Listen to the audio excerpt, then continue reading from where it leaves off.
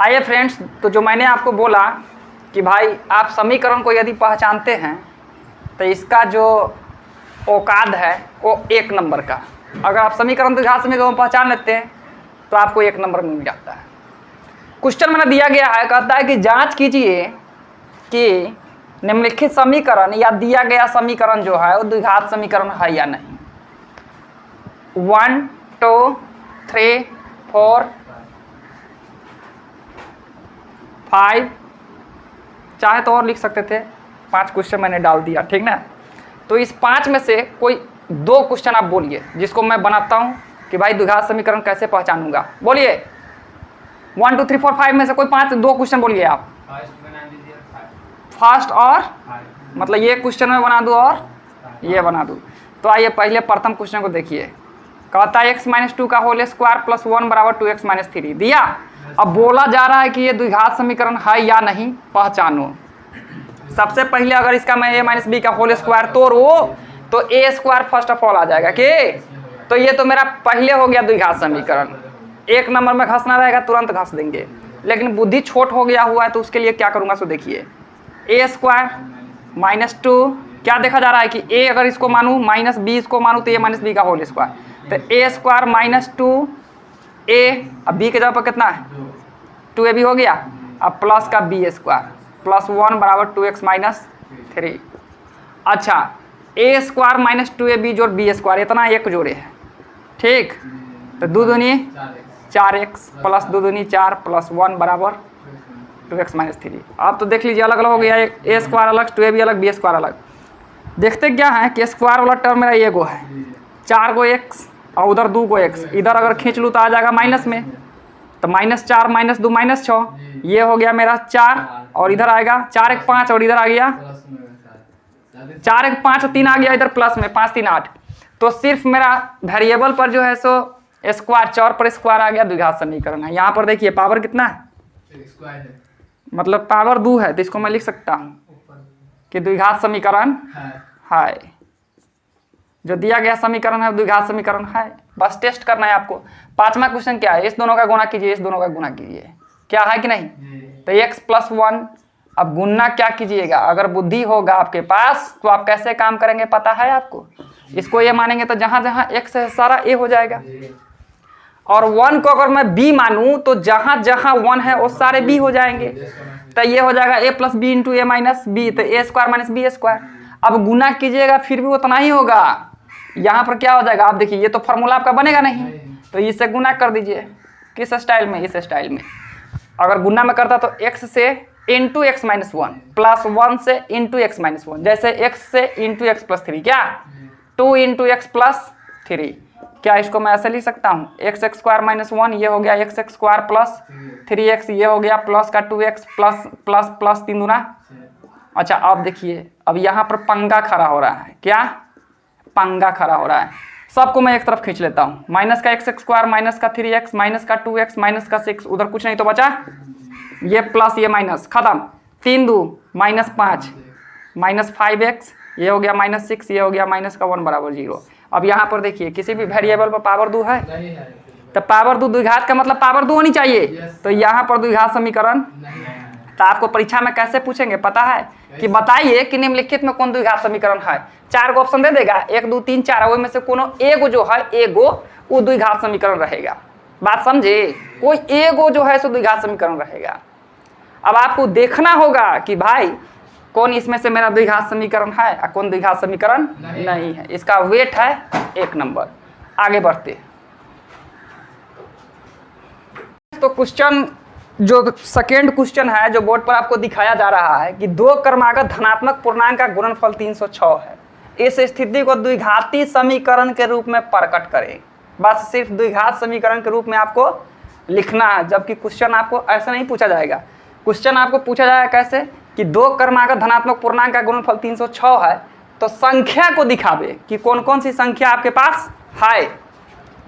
तो सबसे पहले इस बात को भी हम फॉलो करेंगे और जो आगे की बात है उसको भी फॉलो करेंगे। सबसे पहले कहता है कि 2 क्रमागत धनात्मक पूर्णांक यानी पॉजिटिव होनी चाहिए। तो पहला संख्या मैं मानता हूं, माना कि पहला धनात्मक पूर्णांक संख्या जो होगा पहला धनात्मक पूर्णांक बराबर मानता हूँ x,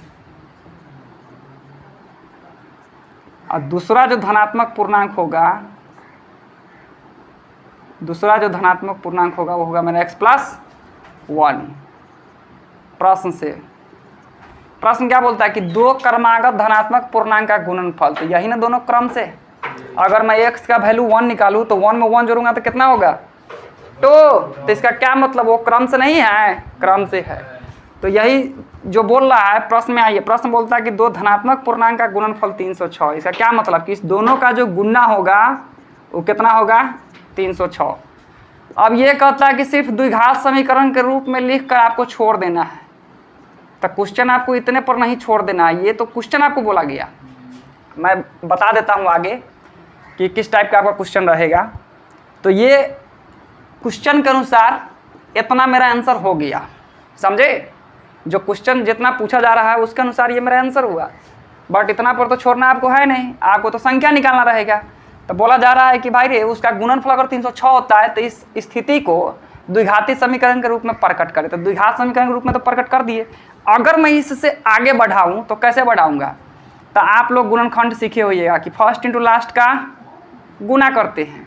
तो प्लस x² में 306 से अगर गुना करूँ तो पहले प्लस माइनस 306 x²। अब होता क्या है कि इस 306 को हमको ऐसे तोड़ना है कि जोड़ने या घटाने पर हमको बिचला मुँह पूर जाना चाहिए, ठीक। और फिर उसी टर्म को गुना करें तो हमको माइनस में 306 x² हो जानी चाहिए। बात समझ में आई। एक बार और सुन लीजिए कि फर्स्ट इंटू लास्ट जो मेरा गुना हुआ है उसके गुणनखंड को हमको ऐसे लिखना है कि बीच के जो टर्म है उसको जोड़े या घटावे तो हमको ये आ जाए क्या, प्लस का x, और फिर उसी को गुना करे तो माइनस 306 हो जानी चाहिए।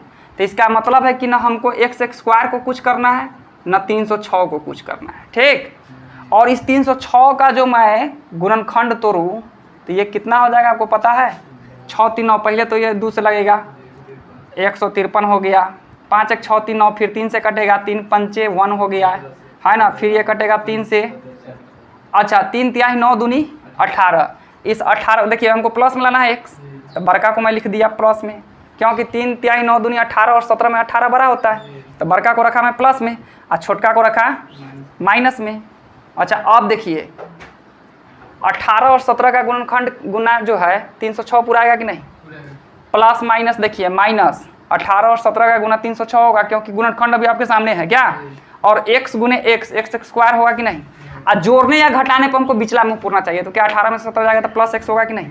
अब x को मैं कॉमन लेता हूँ तो ये बचा x खत्म इसमें, तो ये बच गया 18।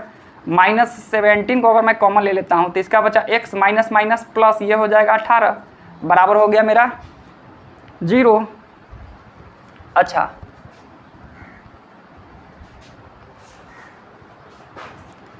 अब इसको हम कैसे लिखेंगे, यहाँ पर देखिए कैसे लिखता हूँ, ये दोनों हो जाएगा कॉमन है ना। तो इसको मैं ऐसे लिख सकता हूँ कि x प्लस 18 और ये हो गया x माइनस 17 बराबर हो गया 0। अब x प्लस 18 बराबर 0। दो पद है और दोनों पद का जो गुना है वो 0 के बराबर है। तो इसका क्या मतलब कि पहला पद के लिए गुना और दूसरे पद के लिए मतलब दोनों पद के लिए 0 हो जाएगा। तो ये हो जाएगा x प्लस 18 बराबर 0 फर्स्ट केस में, तो ये बनेगा x माइनस का 18। तो आप सोचिए कि आपको बोला क्या जा रहा है कि दो क्रमागत धनात्मक पूर्णांक, तो क्या ये आपका धनात्मक पूर्णांक है, तो ये आपका हो गया असंभव, मतलब ये आप आंसर में नहीं ले सकते हैं, समझे। पुनः फिर आप नीचे आइए कि x माइनस 17 बराबर 0, तो ये हो जाएगा x बराबर, अब आप खुद देखिए ये धनात्मक पूर्णांक है कि नहीं। तो आपको शो करना होगा कि चूंकि फर्स्ट धनात्मक पूर्णांक आपने क्या माना, फर्स्ट धनात्मक पूर्णांक आपने x माना, x का वैल्यू कितना, और सेकेंड जो है वो क्या है, सेकेंड धनात्मक पूर्णांक जो है वो आपका x प्लस 1 यानी कितना 17 प्लस 1 बराबर 18। पूछा जा रहा है कि दो क्रमागत धनात्मक पूर्णांक, क्या ये क्रम से नहीं है, 17 के बाद 18 नहीं होता है, होता है ना। अच्छा इस दोनों का फिर बोलता है कि गुणनफल 306 है, तो क्या इस दोनों का गुना 306 नहीं हो रहा है, क्यों, क्योंकि आपने जो गुणनखंड तोड़ा है 306 का था 18 और 17 आया, ऐसा क्या मतलब कि 18 और 17 का गुना जो है 306 पूरा आएगा। ये रहा आपका आंसर। तो क्वेश्चन आपको यहाँ तक लाना होगा, समझे। क्वेश्चन नंबर 3 को देखता हूँ, काफी मजेदार क्वेश्चन है। यह क्वेश्चन बोला जा रहा है कि एक रेलगाड़ी समरूप चाल से, मतलब एक समान चाल से 480 किलोमीटर की दूरी तय करती है, ठीक। यदि उसकी चाल 8 किलोमीटर प्रति घंटा कम होती, मतलब घंटा में 8 किलोमीटर कम हो जाता है, जितना दूरी जाती है वो घंटा में 8 किलोमीटर कम होते जा रही है, तो उसे उसी दूरी को तय करने में 3 घंटा अधिक समय लगता है, समझिए। तो रेलगाड़ी की चाल बताना है, रेलगाड़ी की चाल बताना है। तो सबसे पहले जो दिया गया उसको लिखिए। हमको निकालना है कौन चीज़, रेलगाड़ी की चाल। तो मान लूँगा, माना कि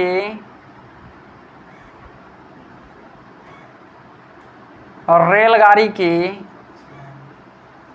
चाल बराबर x किमी प्रति घंटा। बात समझे, मतलब रेलगाड़ी जो है सो x किलोमीटर प्रति घंटा की चाल से चल रही है। अच्छा, 400 और रेलगाड़ी द्वारा जो तय की गई दूरी है, वो दूरी कितना दिए हुआ है, उसको लिखिए कि रेलगाड़ी द्वारा तय की गई दूरी बराबर कितना है। अब एक बात बताइए, आपको चाल मिला, दूरी मिला, है ना। उस पर ये बोल रहा है कि 3 घंटा अधिक समय लगता है, मतलब इसमें समय की चर्चा हुई है क्या। तो हमने फार्मूला क्या पढ़ा था कि चाल बराबर दूरी या बट्टा में समय, यही ना पढ़े हुए थे। तो बट्टा में समय, चाल बराबर दूरी बटे समय। अच्छा, इसको ऐसे भी तो बनाया जा सकता था, कैसे कि समय बराबर दूरी और बट्टा, नहीं ऐसे नहीं, चाल गुने समय, चाल गुने समय बराबर दूरी। अच्छा, तो समय मेरा क्या हो जाता है, समय बराबर क्या होता है, दूरी बट्टे, क्यों, क्योंकि आपके पास दूरी भी दिया गया है और चाल भी दिया गया है और समय भी दिया गया है। तो इस फार्मूला पर मैं सेट कर लूँ तो कोई दिक्कत, तो उसको मैं लिख सकता हूँ कि चूँकि 480 किमी की दूरी तय करने में लगा समय बराबर, फार्मूला क्या होता है, दूरी बटे चाल। तो दूरी बटे चाल, बात समझ में आई। अच्छा, इतना घंटा हो गया, मतलब इतना घंटा हो गया। अब देखिए, अब क्या बोला जा रहा है पता है, कहता है ये तो मतलब जब x माने दूरी इतना था तो ये निकल गया। अब क्या बोलता है, देखिए, यदि उसकी चाल, सेकेंड कंडीशन के लिए, यदि उसकी चाल 8 किलोमीटर प्रति घंटा कम होती है, तो उसी चीज़ को अब लिखना है। पुनः चाल 480 किमी की दूरी तय करने में लगा समय बराबर 480 किलोमीटर, तो उसको जाना ही है, लेकिन चाल उसका थोड़ा स्लो हो गया, 8 किलोमीटर घंटा में कम जाता है। आप खुद समझ सकते हैं प्रश्न से, प्रश्न में आइए, समझने के लिए आप थोड़ा देर के लिए प्रश्न में आ जाइए।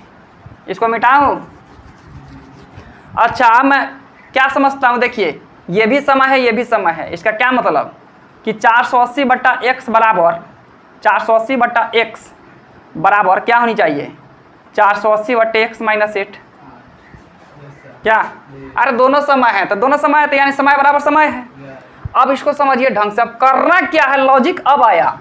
इसमें बोला जा रहा है कि यदि उसकी चाल को 8 किलोमीटर प्रति घंटा, मतलब ये होती है, तो उसे, मतलब रेलगाड़ी को, तो उसे उसी दूरी को, मतलब जो दूरी गया हुआ है पहला, जो पहला ट्रेन इतना देर में दौड़ा है, उसी दूरी को तय करने में 3 घंटा अधिक लग जाता है रे भाई, मतलब इसको 3 घंटा अधिक लग जाता है। तो कहने का क्या मतलब, कि मतलब है कि हम अगर बराबर कर रहे हैं तो इसका मतलब है कि इसमें 3 जोड़ेंगे तो एक दूसरे के ये इक्वल हो जाएगा।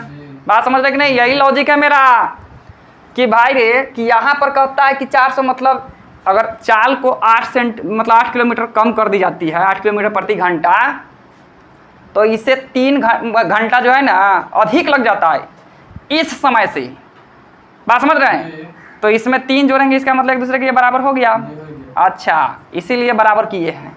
अब खुद समझिए, इधर प्लस मेरा रह गया 3 ज्यों के त्यों, ये हो गया 480 बटा x माइनस 8, और ये जो मेरा इधर है कौन चीज़ में है, तो इधर आ जाएगा माइनस में। बात समझ में आयो? अच्छा, अब इसको मैं इधर पलट लेता हूँ कि 480 बट्टा x माइनस 8 माइनस 480 बट्टा x बराबर हो गया। बात समझे? अब इसको तोड़ लीजिए, x का वैल्यू निकालिए। अब तो आप लोग होशियार है, ये है क्या? जी सर। अच्छा, अब यहाँ से देखिए x माइनस 8 और x का लसा निकालेंगे, क्या हो जाएगा? x इंटू एक्स माइनस 8, ये से ये खत्म, बचता है x, तो यानी 480 x माइनस 1 से x खत्म, बचता है x माइनस 8, और x माइनस 8 से 480 में हो गया गुन्ना। बात समझ में आया? अच्छा, एक बार और देखिए, x माइनस 1 खत्म, x से ये हो गया। हाँ ठीक है, अब मैं इसको ऐसे लिख सकता हूँ कि 480x minus 480x minus minus plus कितना हो जाएगा? 8 8 64, ये हो जाएगा 8 6 32 6 38, अरे 8 8 64, 8 6 32 6 38, ये बैठ गया मेरा 0। ये हो जाएगा x स्क्वायर माइनस का 8x बराबर 3/1, ये से ये हो गया 10। ये बचता है कितना? 38 40, ठीक, 38 40, ये हो जाएगा मेरा कितना? इसको ऐसे भी लिखा जा सकता है, तिरछा गुना कर देते हैं।